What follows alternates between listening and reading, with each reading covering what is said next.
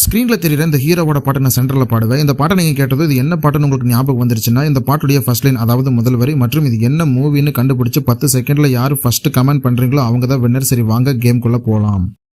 கண்ணா உன் வாலிப நெஞ்ச என் பாட்டு உசுக்குறதா, கற்கண்டு சக்கரை எல்லாம் இப்பத்தான் கசக்குறதா, வந்தாச்சு சித்திரதா போயாச்சு நித்திரதா, பூவான பொண்ணுக்குத்தான் ராவான தேடுதுதான், மெதுவாக தூது சொல்லி பாட.